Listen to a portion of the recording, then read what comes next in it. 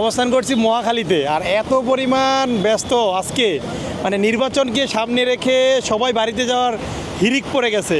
বিশেষ করে ঢাকার বাইরের যে মানুষগুলো আছে তারাও দূরপাল্লার বাসে চলাচল করতেছে। আমার সাথে হাসান আছে, যে হাসানের আমি রওনা হয়েছি।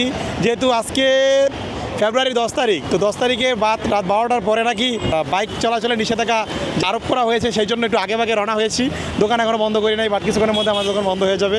বাট যেতে হবে মুন্সিগঞ্জ, একটু আগে আমরা রওনা হয়েছি। ঠিক আছে, সাথে থাকেন এবং বিভিন্ন দৃশ্যপট আপনাদের শেয়ার করব।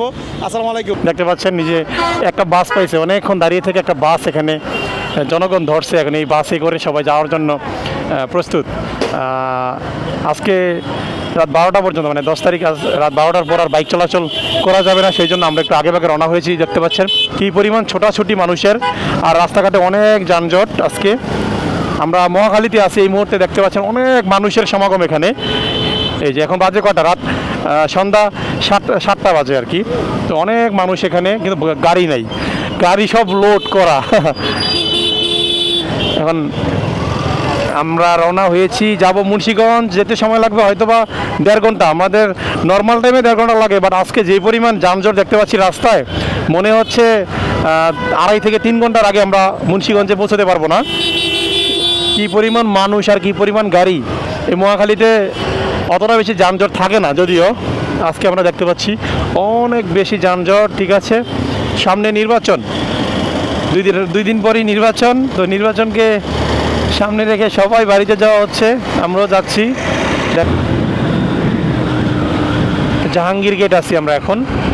আমরা বায়ে মোড় নিব, দেন ফার্ম গেটের উদ্দেশ্যে রওনা হব। ফার্ম গেট, কারণ বাজার, শাহবাগ, ঢাকা মেডিকেল বা ঢাকা বিশ্ববিদ্যালয় হয়ে আমরা চাঙ্গারপুল দিয়ে ডিরেক্ট ফ্লাইওভারে হচ্ছে আমরা সৈনিকরা, রায়েরবাগ, মাতুয়াইল সাইনবোর্ডে চলে যাব। ওকে, আমরা মোড় নিয়েছি, আমরা চলে যাচ্ছি বাংলাদেশের সবচাইতে বড় সিগন্যাল যেটাকে বলে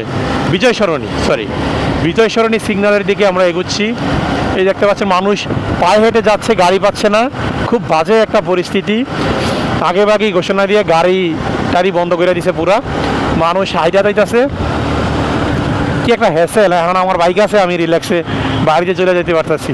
যাদের বাইক নাই তারা কীভাবে যাবে? যদিও গাড়ি পেলেও অতিরিক্ত ভাড়া, এটা তো বাংলাদেশে মানুষের একটা স্বভাব। কোনো কিছুর কমতি থাকলে সেটা সুযোগ বুঝে পোষায় নেয়।